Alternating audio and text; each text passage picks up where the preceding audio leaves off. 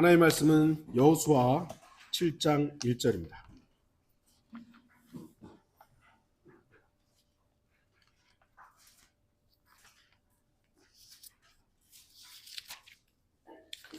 여호수아 7장 1절입니다.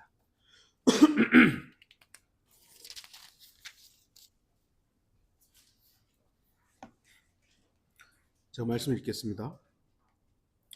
그러나 이스라엘 자손이 저주받은 물건으로 범죄하였으니 이는 유다 지파 중 세라의 증손이요 삽디의 손자요 칼미의 아들인 아칸이 저주받은 물건을 취하였습니다. 이스라엘 자손에 대해 주의 분노가 일어났더라 그랬습니다. 말씀의 제목은 아칸의 교훈입니다. 경제가 어려울수록 강력 범죄도 늘어나지만 경범죄에 해당하는 절도죄도 많이 늘어나고 있죠. 살기 어렵다 보니까 안타까운 사연들도 많다고 합니다. 그래서 이제 법원이나 판사들도 그러한 안타까운 사정에 대해서는 약간의 선처를 하는 경우들도 간혹 있다고 합니다. 성경도 배가 고파서 훔친 것에 대해서는 멸시하지 않는다고 말씀합니다. 잠언 6장 30절 도둑이 굶주릴 때에 자기 혼을 만족시키려고 도둑질했다면 사람들이 그를 멸시치 아니하나. 30절은 이렇게 이제 배가 고파서 훔친 것에 대해서는 멸시하지 않는데 31절에 뭐라고 돼 있냐면 근데 이제 들키면 잡히면 7배로 보상을 해야 되는 것이죠. 도둑질, 고의적이고 계획된 도둑질은 심판과 징계의 대상이 됩니다. 도둑질은 마귀가 하는 짓이며 땀 흘리지 않고 얻으려는 사악한 소행입니다. 그리스도인은 하나님의 법칙을 결코 잊어서는 안 됩니다. 심는 대로 거둔다는 법칙 말입니다. 어떤 의미에서는 우리는 값없이 구원을 얻은 사람들이기 때문에 값없는 공짜로 주어지는 것으로부터 출발했다라고 말할 수도 있겠죠. 하지만 구원 이외에는요 공짜로 주어지는 건 없습니다. 갈라디아서 6장 7절 속지 말라 하나님은 우롱당하지 아니하시느니라 이는 사람이 무엇을 심든지 그대로 거둘 것이기 때문이라. 구약부터 신약까지 일관된 것은요 일관되게 하나님께서 말씀하시는 것은 심는 대로 거두는 거예요. 그래서 구약은 살인은 사형으로 살인은 살인으로 눈에는 눈, 이에는 이. 이것이 하나님의 법칙이었던 거예요. 물론 지금 신약 시대에는 살인했다고 해서 무조건 막 죽여야 되는 그런 것까지 하는 건 아니지만 저 개인적으로는 사형 제도는 유지돼야 되고 사형은 집행돼야 됩니다. 아무것도 심지 않았으면서 열매를 기대하는 것은 도둑 심포죠. 노력 없는 결과는 없습니다. 시험을 치르는데 아니 공부하지 않고 100점을 맞고 싶은 거는 이건 무슨 생각인 거예요?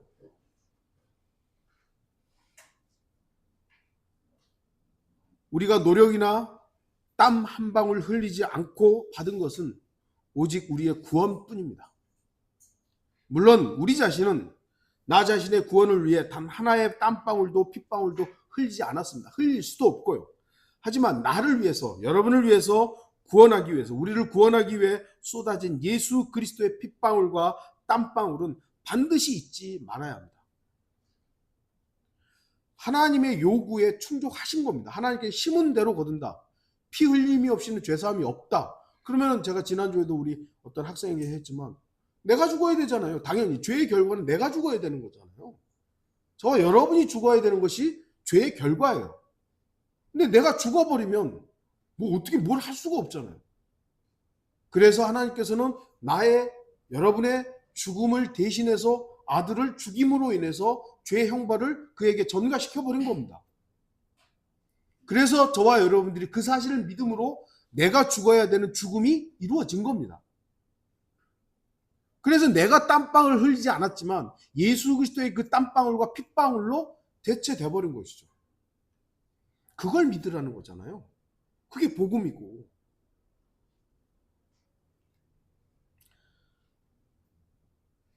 그리고 우리는 그것으로 끝나는 것이 아니죠. 구원 이후의 삶은 땀과 연관됐다는 사실을 잊으면 안 됩니다. 물론 우리의 구원받은 이후의 삶조차도 예수 그리스도의 근거 위에 있습니다. 그럼에도 주님께서 우리에게 요구하는, 저와 여러분에게 각자에게 요구하는 땀은 흘려야 되는 거죠. 아, 이제 구원받았으니까 됐어, 끝. 너네 마음대로 살아도 돼. 이게 아니잖아요. 우리가 거룩한 삶을 살고 우리 자신이 거룩해질 수도 없고 완벽해질 수는 없지만 그분의 거룩함과 그분의 완벽함을 의지하며 살아가는 그 삶에는 우리의 땀도 필요한 겁니다. 그러나 우리의 땀을 자랑할 수는 없는 거죠. 내가 좀 땀 좀 흘렸다고 주님 저 기특하죠? 그렇게 우리를 주님 앞에 내세울 수 있는 근거는 아무것도 없습니다. 그럼에도 불구하고 하나님 우리에게 요구하는 땀이 있다는 겁니다. 그렇기 때문에 그리스도인들은 도둑질에 대해서 땀 흘리지 않고 뭔가를 얻으려고 하는 이 도둑 심포는 멈춰야 되는 겁니다. 그래서 그리스도인은요, 도둑질하고 거짓말에 대해서는 조금 엄격한 그런 잣대를 가져야 됩니다. 오늘 본문에는 악한이라는 사람이 등장합니다. 도둑질한 사람이죠. 물론 악한 자신은 그렇게 생각하지 않았을 겁니다. 왜냐하면 악한은 전쟁에서의 전리품, 곧 자신의 정당한 것을 가져왔다고 말하고 싶었을 겁니다. 아, 내가 여리코를 쳐들어가서 사람들 죽이고 거기서 내가 전리품 취했는데 이게 어때서? 하나님은 쉬운 대로 거두는 거 아니에요. 내가 취했으니까 갖는 것, 이거 정당한 거 아닙니까? 라고 항변할지도 모릅니다. 아칸은 이스라엘 백성들과 함께 여리코를 멸망시킨 유다 지파의 군인입니다. 어떤 의미에서는 그가 취한 것은 전쟁의 전리품이라고 할 수 있습니다. 그러나 문제는 주님께서 여리코의 모든 것 중에서 이미 저주받은 물건이라고 선언하는 것들이 있었다는 사실이죠.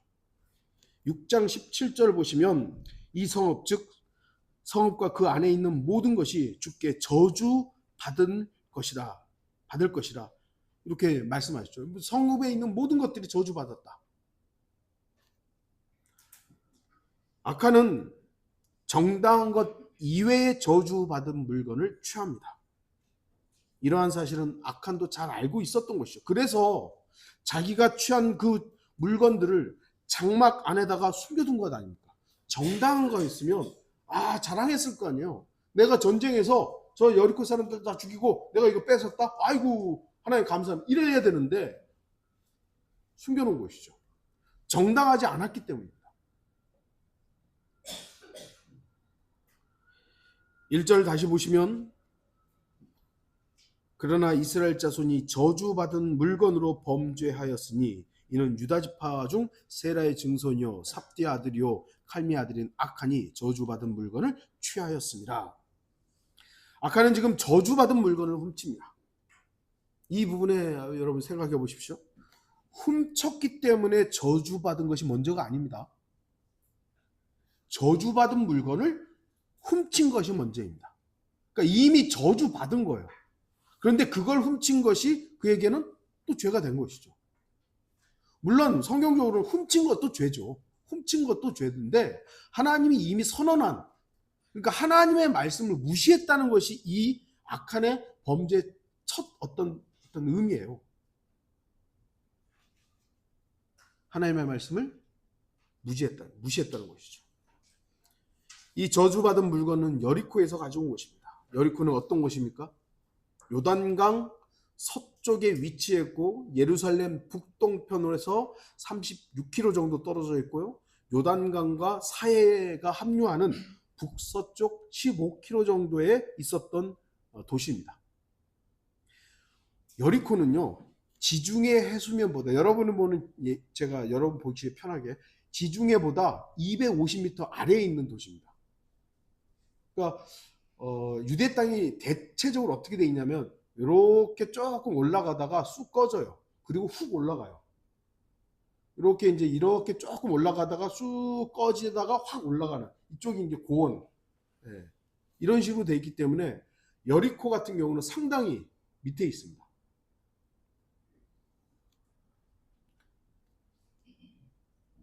각종 과실수, 특히 종려나무가 우거진 오아시스로서 종려나무 성읍이라고 불렸다고 합니다. 이렇게 좀 밑으로 꺼져 있다 보니까 비가 오거나 뭐 하면 물이 이렇게 쭉 아래로 모이는 곳이에요. 그러니까 물이 풍부했고요. 그래 물이 풍부하니까 사람들이 많이 모였고요. 왕래가 많다 보니까 무역이 왕성했고 부를 축적했고 사람이 많이 모이다 보니까 우상 숭배가 만연했고 음란함이 가득한 성읍이 되었던 것입니다. 여리코는 당시의 기준으로 본다면 강력한 군사력과 방어력을 지닌 도시였습니다. 그렇기 때문에 여리코는 이스라엘 백성들에 대한 소문을 듣고 여호수아 2장 11절을 보면 마음이 녹아내렸다 이렇게 표현이 됐죠. 그럼에도 불구하고 그들은 항복하는 대신에 맞서 싸울 능력이 자신들에게 있다라는 교만이 싹 텄던 것입니다. 우리 저기 이스라엘 백성들 와 저러고 오는데 어떡하지? 싸우자 이렇게 된 것입니다. 그러나 여리코는 주 하나님의 심판의 대상이었습니다. 왜냐하면 다른 카나안의 땅 족속들과 마찬가지로 그들의 죄악은 그들의 멸망의 원인이었던 겁니다. 죄가 만연한 곳에는 하나님의 심판이 있습니다. 어떤 식으로든 하나님께서는 심판하십니다. 왜요? 죄 때문입니다. 이 세상의 모든 전쟁이 과연 다 하나님의 징계인가? 사람들은 묻죠. 저는 그렇다라고 말씀드릴 수 있습니다. 물론 우리나라에 뭐 전쟁이 일어나지 않는 것이 우리가 죄가 없어서 전쟁이 일어나지 않은 건 아니죠. 그러나 하나님께서는 죄가 있는 곳에 어떤 식으로든지 판단하시고 심판하십니다. 그들이 우리보다 죄가 많기 때문은 아니지만 뭐 대한민국 사람들보다 우크라이나 사람들이 죄가 더 많아서 하나님께서 거기에 전쟁이 허락하셨겠습니까? 그건 아니지만 이 지구상에 일어난 전쟁에는 반드시 하나님의 징계의 출발이 있는 것입니다. 여호수아 6장 17절에서 19절에서 이미 주님께서는 여리코의 모든 것들이 저주받았다고 선언하셨습니다. 아까 좀 읽었었죠? 이 성읍 즉 성읍과 그 안에 있는 모든 것이 주께 저주받을 것이라. 창녀 라합 즉 그녀와 그 집 안에 그녀와 함께한 모든 사람은 살 것이니 이는 우리가 보낸 사자들을 숨겨 주었습니다. 너희는 어찌하든 저주받은 물건으로부터 스스로 주의하여 저주받은 물건을 취해서 너희 자신도 저주받지 않도록 하고 이스라엘의 진영으로 저주를 받거나 고통을 당하지 않도록 하라. 그러나 모든 은과 금과 놋과 철 기명들은 주께 바쳐서 그것들을 주의 복으로 드려와야 하리라. 창녀 라합과 그녀에게 속한 것들 그리고 은과 금과 놋과 철을 제외하고는 모든 것이 저주받은 것입니다. 결국 여리코 성은 이스라엘의 칼날에 의해 완전히 멸절됩니다. 남녀노소 소, 양, 나귀 할 것까지 모든 것을 주님께서 멸절하라고 합니다. 악한도 다 알았던 사실입니다. 하나님께서 그들을 사랑하지 않아서 몰살한 것이 아닙니다. 하나님께서는 이미 많은 기회를 주셨습니다. 여리코에게 기회를 주셨습니다. 어떻게 해요? 이스라엘 백성들이 지금 쳐들어오고 있다는 소식을 들었던 거 아닙니까? 여리코에 있는 사람들은 다 알았던 거예요. 그러니까 라합은 숨겨준 거죠. 모르고 숨겨준 게 아니라 이 사람들이 유대인 첩자고 나는 거 알고 숨겨준 거거든요. 가나안의 모든 사람이 창녀 라합과 같은 기회를 가지고 있었고 회개하거나 이스라엘 백성들에게 항복할 시간적 여유도 있었습니다. 그러나 그들은 끝내 자신들의 신과 여리코라는 단단한 성읍을 신뢰했던 것입니다. 자기를 신뢰했던 것이죠. 그 결과가 무엇입니까? 멸망이었습니다. 그들은 우상을 섬겼고 사악한 종교적 살인을 저질렀습니다. 그 당시에 여리코에 남아있는 그런 발굴에서 보면요, 인신 제사가 사람을 제사했던 것들이 남아있어요. 그러니까 유대인들은 인신 제사가 기본적으로 율법에서 금지되어 있기 때문에 안 하지만 다른 이방 나라들은요, 몰렉이라, 특히 몰렉은 아이들을 잡아서 제사했던 종교잖아요. 그러니까 인신 제사가 그 주변에 이 우상 숭배자들에게는 만연해 있었던 것입니다. 거기에 따르는 우상 숭배에 따르는 음란함들, 타락했기 때문에 하나님께서는 그들을 심판하시는 겁니다. 만일 그들이 살아남았다면 이스라엘 백성들이 오염되고 타락하는 것은 뻔했던 것입니다. 하나님께서 그렇게 멸망하라고 했는데 이스라엘 백성들 살려주잖아요. 조금씩 조금씩. 결국 그거 어떻게 됩니까? 그 나머지 남겨진 가나안 족속들 때문에 이스라엘이 결국 타락하게 되죠. 그래서 하나님께서는 죄에 대해서는 어떻게 보면은 굉장히 철저하게 심판하시는 것입니다. 남녀노소 할 것 없이, 가축할 것 없이. 이거 좀 남겨놨으면. 아닙니다. 오늘날 인본주의자들은 경악할 일들이죠. 와, 사랑의 하나님께서 어떻게 이렇게. 하지만 하나님의 선택은 항상 옳습니다. 항상 선하십니다. 전쟁에 있어서 인정이라는 것은 사치에 불과합니다. 영적 전쟁도 마찬가지입니다. 영적 전쟁의 심각성은 경험한 사람이라는 누구나 알 수 있는 처절한 전쟁입니다. 그렇기 때문에 피아식별을 잘해야 됩니다. 우리는 저를 포함해서 성경침례교회 조금 다녔던 분들은 적을 구별하는 방법은 굉장히 잘 배웠습니다. 이게 이단이고 이게 이단이고 이게 이단이에요. 적을 구별하는 건 굉장히 잘 배웠어요. 아군을 보호하고 아군을 신뢰하는 법을 배운 적이 없어요. 그러니까 우리가 예를 들어 교회에 문제가 생기고 막 그러면 저거 많이 들렸어. 그건 잘해요. 아주 그냥 아주 저 사람 어쩌고 저쩌고 하면서 저 나쁜 놈에 많이 들었어 하는 건 아주 적이라고 판단하는 건 너무 잘해요. 근데 더 중요한 건요, 내 등을 맡길 수 있는 아군을 얼마나 신뢰하느냐, 이걸 저는 배운 적이 없었어요. 이송원 목사로부터 배운 게 판단해서 뭐가 잘못, 이건 너무 잘 배웠다니까요, 우리가. 그런데 나와 함께 전투하고 있는, 나와 함께 전쟁하고 있는, 내 등을 맡길 수 있는, 내 뒤에 못 믿는 사람 어떻게 놔둬요? 내 등을 맡길 수 있는 내 사랑하는 전우를 어떻게 대하고 어떻게 사랑하고 어떻게 신뢰하는 것은 잘 못 배운 거예요. 생각해 보세요. 전쟁에 같이 나갔어요. 이 사람이 성격이 좀 나빠요. 아니 같이 전쟁했는데 지금 성격 나쁘다고 그거 지금 탓하겠어요? 이 사람이 어쨌든 안 씻었어요. 그거 탓하겠어요? 지금 같이 전쟁에서 지금 적군하고 싸워야 되는데. 우리는 정죄하는 건 너무 빠르게 잘 배웠다니까요. 하지만 내가 믿고 신뢰하고 이 사람에게 내 생명을 맡길 수 있는 아군에 대해서 그를 얼마나 내가 챙겨야 되는 것인가에 대해서는 잘 못 배운 것 같아요. 우리는 그 부분을 좀 더 생각해 보자는 겁니다. 아칸은 그게 없었던 사람이에요. 자기밖에 몰랐던 사람이에요. 자기가 저주받은 물건을 훔침으로 인해서 이스라엘에게 어떤 피해가 올지에 대해서 아무 생각이 없었던 사람입니다.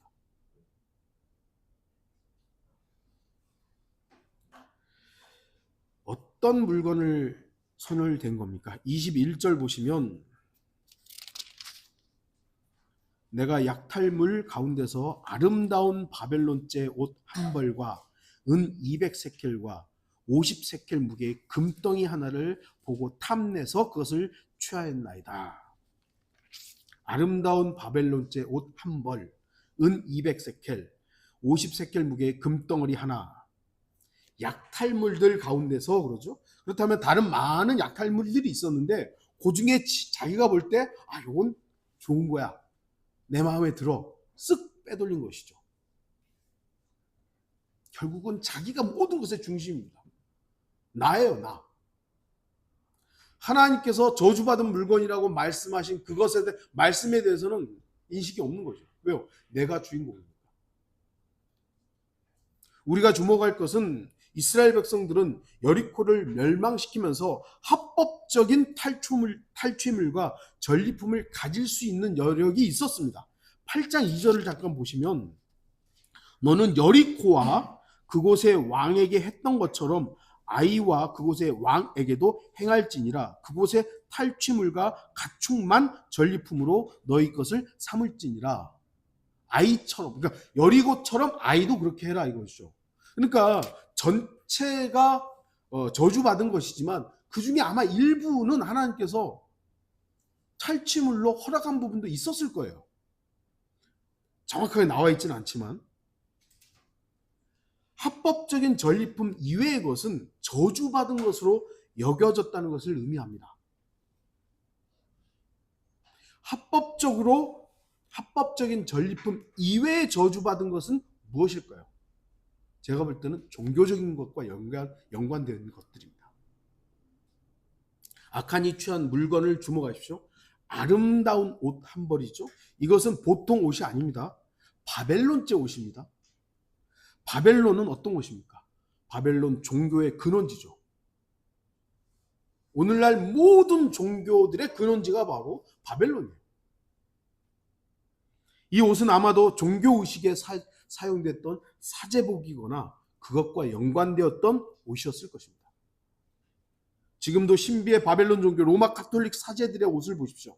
그냥 일반 성당의 그 사제들이 입는 까만 옷은 그냥 그렇지만 바티칸에서 입고 있는 그 추기경들의 옷을 보십시오. 얼마나 화려한지. 거기 치장되어 있는 거 얼마나 화려합니까? 그것일 거예요. 누구나 탐낼 만한 아름다운 옷 아니었겠습니까? 하나님께서는 바벨론 종교와 연관된 것들을 저주받은 옷이라고, 저주받은 물건이라고 규정하신 것입니다. 아칸은 종교적으로 더럽혀진 옷을 훔친 겁니다. 아칸이 왜 바벨론제 옷을 훔쳤겠습니까? 아름다웠기 때문이죠. 아름다운 옷 하는 것이죠. 외적 아름다움이나 화려함에 눈이 멀고 마음을 뺏기게 되면 영적 전쟁에서 패배하게 됩니다. 사람들은 자신에게 잘해주고 외적인 부분에서 친절한 사람들에게 마음을 뺏기게 됩니다. 저도 여러분도 알다시피 미국에서 온 그 사람이 밥 사줘, 옷 사줘, 또 하니까 여행 시켜줘. 홀라당한 거예요, 홀라당.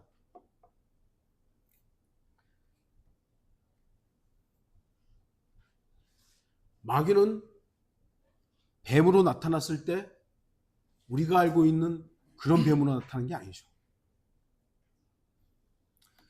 하나님께서도 성경에 아름다움, 뷰티풀이라는 단어들을 꽤 많이 사용합니다. 하지만 이 외적으로 아름다운 것에 가장 먼저 민감하게 반응하는 게 뭡니까? 육신입니다. 육신입니다. 세상의 모든 판단들이 뭡니까? 이쁜 게 더 좋은 거긴 하죠. 하지만 세상은 외적인 것으로 판단해요. 지금은 없어졌습니다만 미스 코리아 대회가 있었잖아요. 아름다움의 기준을 자기들이 다 재고 있는 것이죠.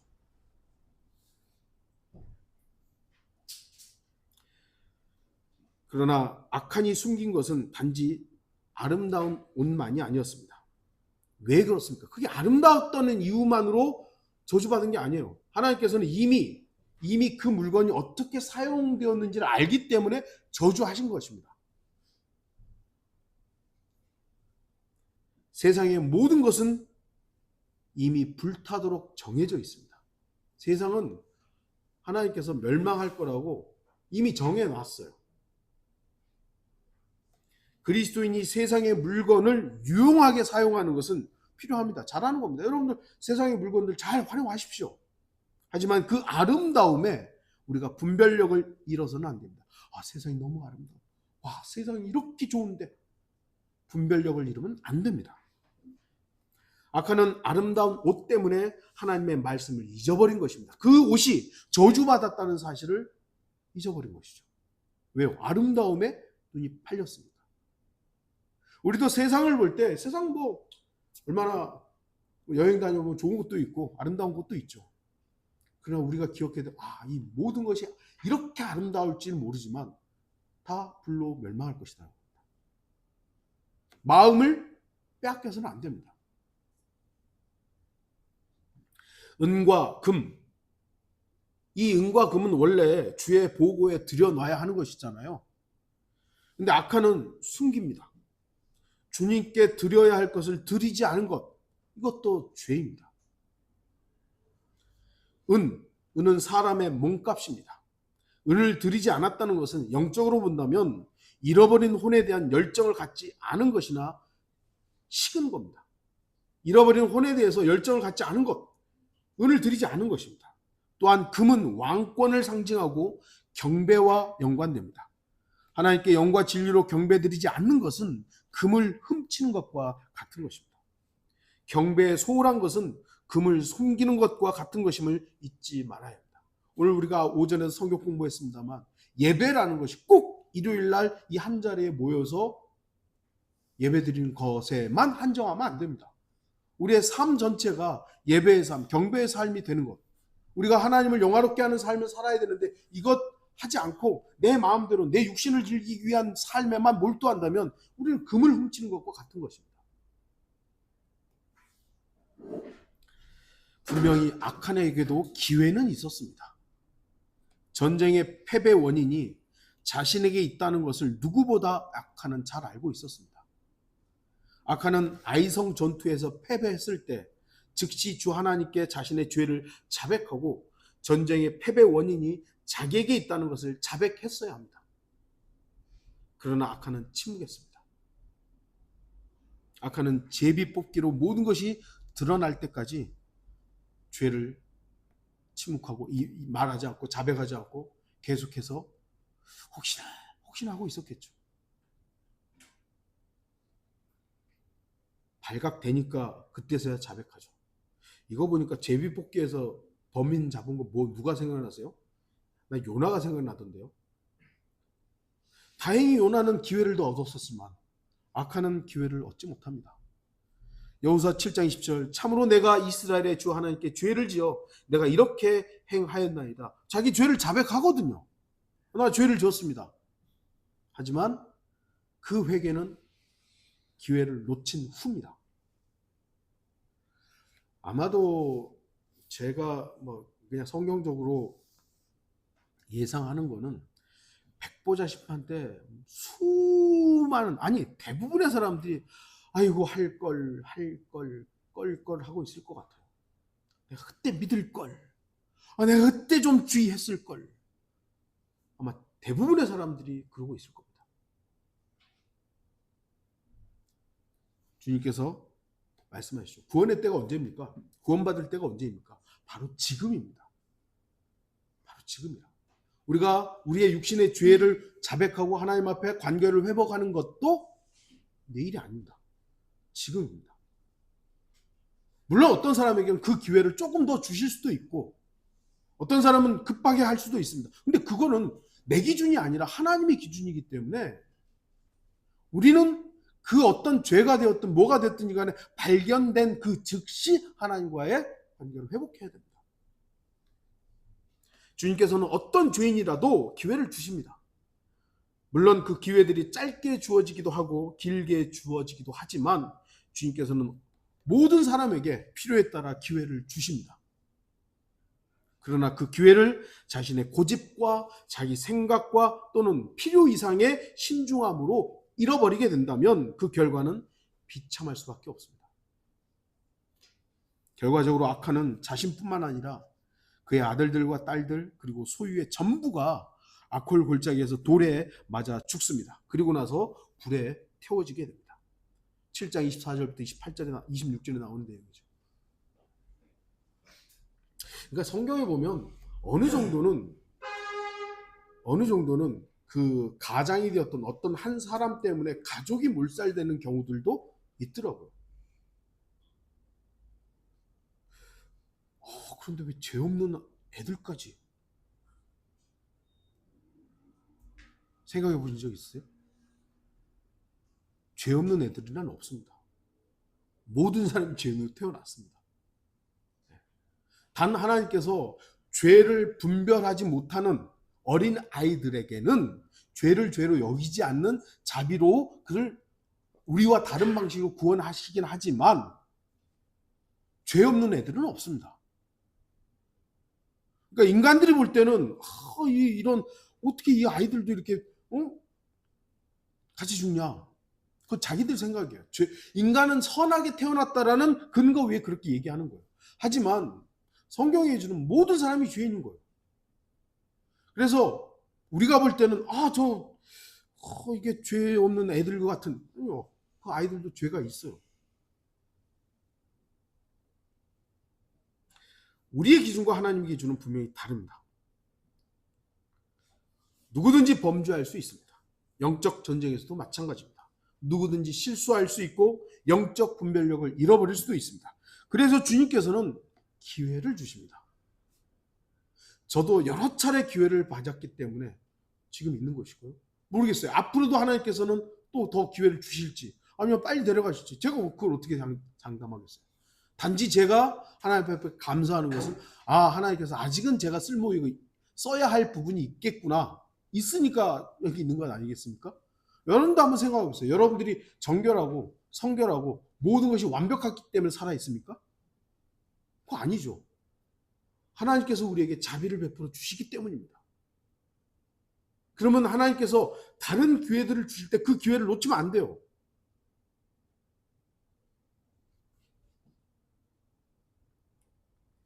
주님께서 주신 기회를 붙잡지 않으면 악한과 같은 최후를 맞이할 수 있습니다. 악한의 범죄를 통해서 우리가 얻는 교훈이 있습니다. 우리가 먼저 주목할 것은 전쟁의 승리자는 주 하나님이시라는 사실입니다. 승리의 기쁨은 주님으로부터 받아서 함께 나눌 수는 있지만 전쟁을 이기신 분은 주님이시지 이스라엘 백성이 아닙니다. 물론 외적으로 보면 이스라엘 백성이 여리코를 쳐들어가 가지고 거기에 있는 사람들 막 죽이고 그래서 이스라엘 백성이 승리한 것처럼 보이지만 하지만 이스라엘 백성은 그 전쟁의 도구였지 주체가 아닙니다. 그들은 단지 도구로 사용됐을 뿐입니다. 그런데 악한은 그 전쟁에서 자신이 승리했다고 여겼던 것 같습니다. 그래서 하나님께서 금지하신 물건에 대해서 욕심이 생겼던 것이죠. 이거 내가 싸워서 이겨서 저걸 취했는데 이거 없애버려야 되나? 그는 자신이 승리한 전쟁의 전리품을 갖는 것을 정당하게 여겼을지도 모릅니다. 욕심이 생겼던 것이죠. 하나님의 이 전쟁이 하나님의 전쟁이다. 그럼 하나님의 말씀에 입각해서만 해야 될 거예요. 다 없애버려야 되는 거예요. 이게 아름답든지 뭐 화려하든지 간에 다 없애버리는 것이 정상입니다. 그런데 내가 싸웠다고 생각하면 어떻게 해야 돼요? 이것 좀 괜찮은데? 자기 기준이 생기게 됩니다. 우리가 모두 싸우는 영적 전쟁의 주관자는 누구십니까? 하나님이십니다. 단지 나는 그 영적 전쟁의 도구로서 사용된 것뿐이에요. 그래서 이 영적 전쟁에서 교회가 됐든 가정이 됐든 개인이 되었든 영적 전쟁에서 승리하면 그 모든 영광은 누구에게 가는 겁니까? 내가 이번에 잘 싸웠다가 아니라 하나님이 이기셨습니다. 하나님이 이기셨습니다. 저는 도구였을 뿐입니다.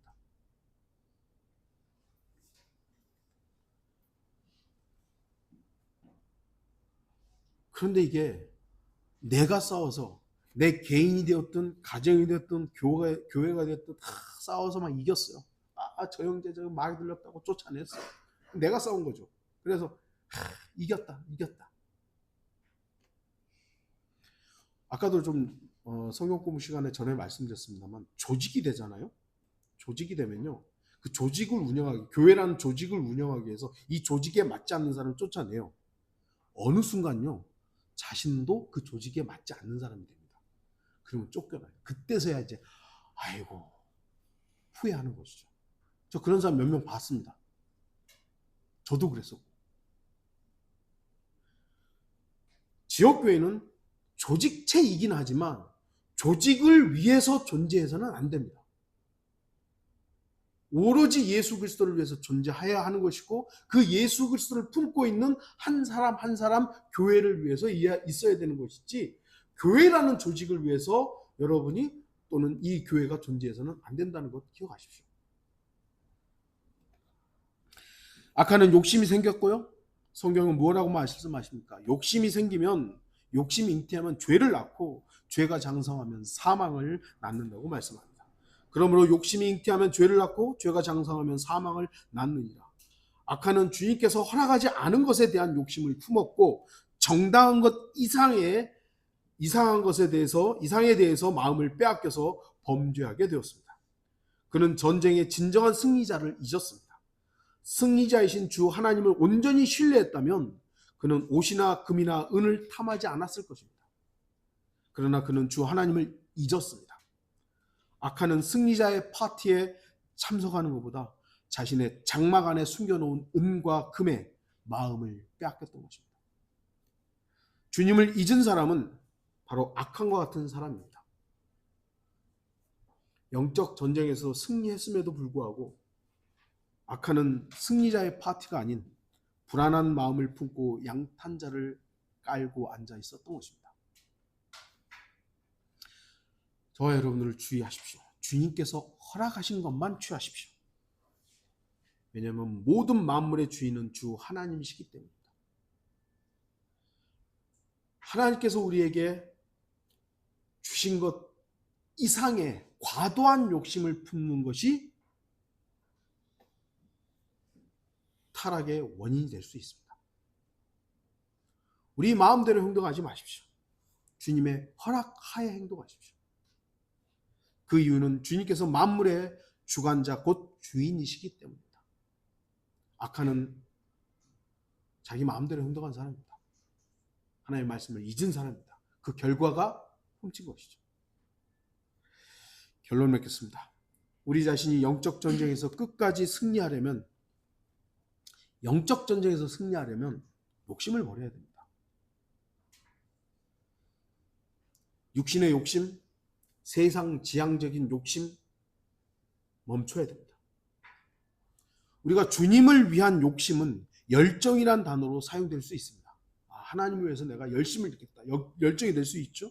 하지만 세상적인 열심은 결국 욕심으로, 탐욕으로, 탐심이라고 될 수 있는 겁니다. 골로새서 3장 5절, 그러므로 땅 위에 있는 너희의 지체를 죽이라. 곧 음행과 부정과 사욕과 악한 색욕과 탐심이니 탐심은 우상 숭배니라. 필요 이상의 욕심을 제거하십시오. 그리고 주님의 경고에 주의하십시오. 돈에 대한 욕심, 사람들로부터 인정받고 싶은 욕심, 허락된 것 이상에 대한 심각한 탐욕을 멈추십시오. 그러니까 여러분들이 열심히 일해서 땀 흘려서 합당한 대가를, 그리고 내가 열심히 일해서 지금보다 더 나은 월급을 받는 것, 내가 더 나은 이익을 취하는 것, 합당한 범위 내에서 여러분들이 그것을 추구하는 것은 그걸 누가 뭐라고 합니까? 하지만 내가 취할 수 있는 것 그 이상에 대한 탐욕, 그러니까 인간적인 방법들이 나오잖아요. 하나님께 의탁하고 하나님의 법칙 안에서 이 일을 하는 게 아니라 그 과도한 욕심을 내다 보니까 인간적인 방법들이 나오는 거예요. 이런 걸 하지 말라는 겁니다. 그리고 죄로부터 멀어지려는 결단을 해야 합니다. 은을 들이듯이 잃어버린 혼에 대한 열정을 품으십시오. 주님께 금을 들이듯이 경배하는 삶을 사십시오. 하나님의 말씀에 주목하지 않으면 우리 자신도 악한처럼 범죄하게 됩니다. 왜요? 바벨론제 옷이 아름답게 보이기 때문이죠. 그렇게 되면 가정에 문제가 생기게 되고 지역교회에 타격을 주게 되며 하나님의 사역을 위축시키게 되는 어리석음을 범하게 됩니다. 아까도 말씀드렸듯이 악한은 자신뿐만 아니라 자신의 가족도, 하나님의 백성에게도 슬픔을 안겨다 주는 사람이 되었던 것입니다. 악한의 교훈을 기억하는 우리 모든 성도들이 되기를 바랍니다. 기도하시겠습니다.